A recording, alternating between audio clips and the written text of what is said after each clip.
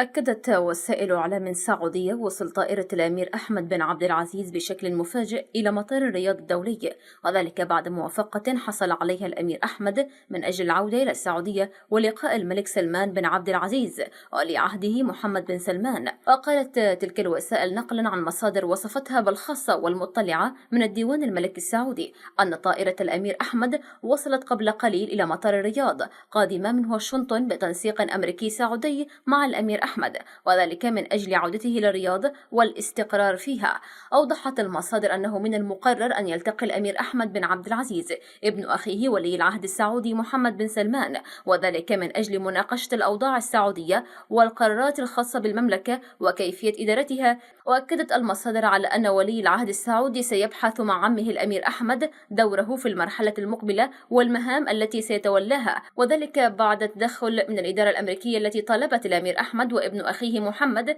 بضرورة عقد اجتماع لمناقشة تلك التفاصيل وإنهاء الخلاف بينهم. كما أكدت المصادر السعودية أن ابن سلمان تلقى تعليمات صارمة من الإدارة الأمريكية بضرورة عدم المساس بالأمير أحمد ومنحه دور سياسي بالمرحلة المقبلة، إلى جانب ضرورة الاستعانة بولي العهد السابق الأمير محمد بن نايف من أجل تحسين صورة السعودية وأدائها لمهامها المنوطة بها في الشرق الأوسط. وشددت المصادر على أن ولي العهد السعودي أكد للإدارة الأمريكية استعداده للتعاون من عمه الأمير أحمد وابن عمه الأمير محمد بن نايف، شريطا أن يضمن له ذلك الوصول إلى منصب الملك خلفا لولده سلمان بن عبد العزيز، وأن ترعى الولايات المتحدة الانقلاب الناعم الذي ينوي ابن سلمان تنفيذه ضد والده قريبا، متذرعا بإصابة والده بالعديد من الأمراض خاصة أمراض الشيخوخة وتقدم العمر. الأمير أحمد بن عبد العزيز آل سعود وزير الداخلية في المملكة العربية السعودية بالفترة من 18 من يونيو 2012 حتى 5 من نوفمبر 2012، وهو الابن 31 من أبناء الملك عبد العزيز، وهو أصغر أبنائه من زوجته الأميرة حصة بنت أحمد الزديري، وهو ممن يطلق عليهم لقب الزديريون السبعة. بدأ تعليمه الابتدائي بمدرسة الأمراء بحياة الملك عبد العزيز بمدينة الرياض، ثم معهد الأنجال الذي أنشأه الملك سعود بالرياض، وأكمل الابتدائية والمتوسطة، وأنهى الدراسة الثانوية في المملكة العربية السعودية، ودرس فرقة الكشافة في المعهد حتى تخرجه منه عام 1381 هجري الموافق 1961 ميلادي. سافر للولايات المتحدة الأمريكية للدراسة في نهاية عام 61، ودرس اللغة الإنجليزية وبعض المواد العلمية بجامعة جنوب كاليفورنيا USC. انتقل إلى جامعة ريدلاندز بمنطقة سان برانديو بجنوب ولاية كاليفورنيا، حيث حاز على شهادة البكالوريوس في العلوم السياسية عام 1968. منح شهادة الدكتوراه في العلوم الإنسانية من جامعة ريدلاندز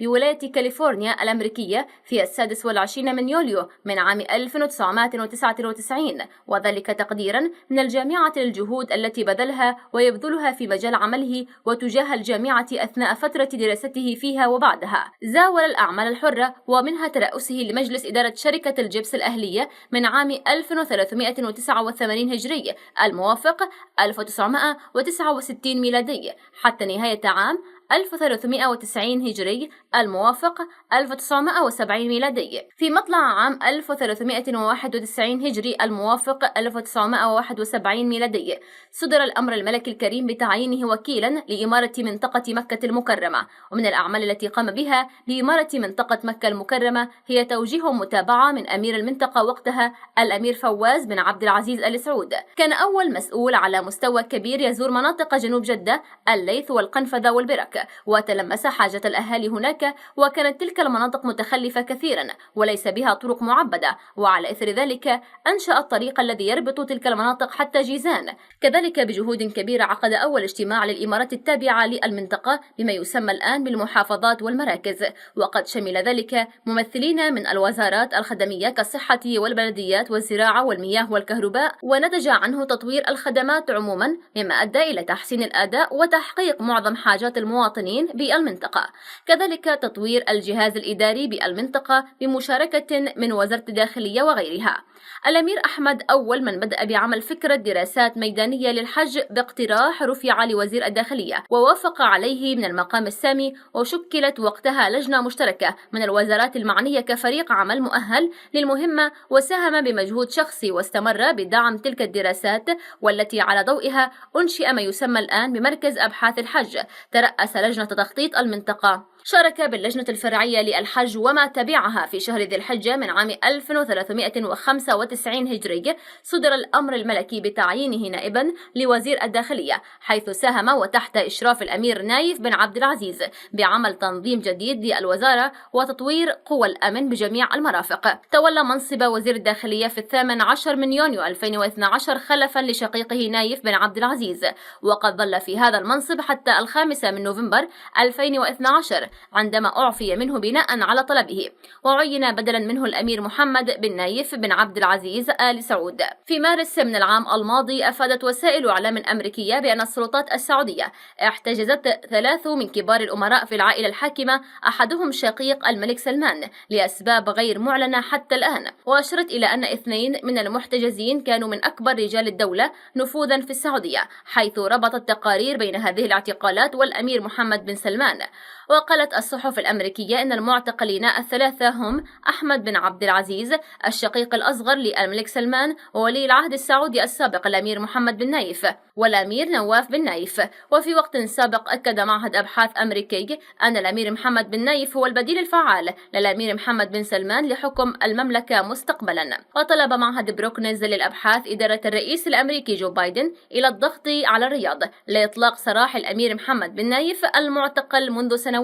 في أحد سجون محمد بن سلمان. وجاءت الدعوة في أعقاب إفراج الرياض عن الناشطة لجين الهذلول وعدد آخر من معتقلي الرأي، إضافة إلى تخفيف أحكام آخرين. كما جاءت بعد أيام من كشف مصادر رفيعة المستوى عن ضغوط أمريكية جديدة تمارس على الأمير محمد بن سلمان من أجل الإفراج عن جميع المعتقلين من الأمراء والسياسيين. وقال المعهد الأمريكي إن الأمير محمد بن نايف لم يحتجز لجريمة ارتكبها، وإنما لأنه يمثل مشكلة للأمير محمد بن سلمان. ووصف المعهد ولي العهد الحالي محمد بن سلمان بأنه متهور وخطير، مشيرا إلى إعلان البيت الأبيض أنه لا توجد خطط لإجراء مكالمة بين الرئيس الأمريكي جو بايدن والأمير المراهق. ويرى المعهد أن تبني إدارة بايدن قضية الأمير محمد بن نايف قد يكون خطوة غير عادية، وبحسب التقرير يجب أن تكون مهمة عاجلة بالنظر لمساهماته الكبيرة في الأمن الأمريكي، ولأن حياته في خطر كبير. وفي نهاية العام الماضي قالت لجنة تحقيق برلمانية بريطانية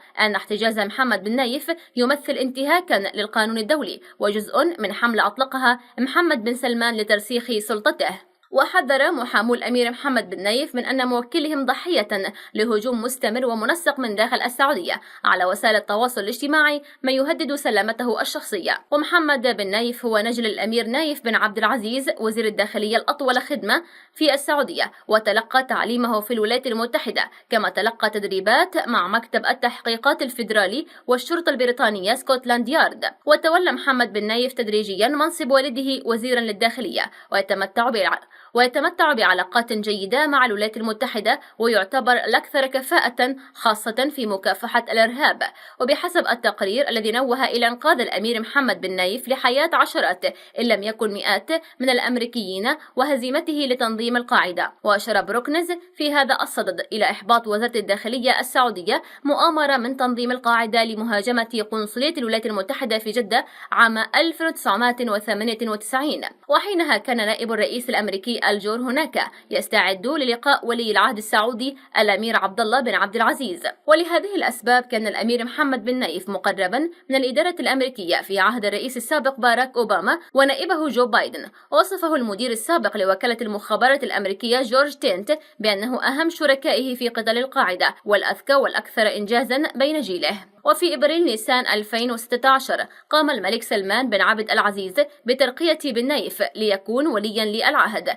لكنه أقله فجأة من المنصب في يونيو حزيران 2017 واستبدل به نجله الأمير محمد بن سلمان. وقبل عام تم القبض على محمد بن نايف بتهمة الخيانة، ومنذ ذلك الحين وهو محتجز بمعزل عن العالم الخارجي، وقد تكون حياته في خطر حسب ما أكدت منظمات حقوقية. وفي نهاية العام الماضي قالت لجنة تحقيق تحقيق برلمانية بريطانية إن احتجاز محمد بن نايف يمثل انتهاكا للقانون الدولي وجزء من حملة أطلقها محمد بن سلمان لترسيخ سلطته.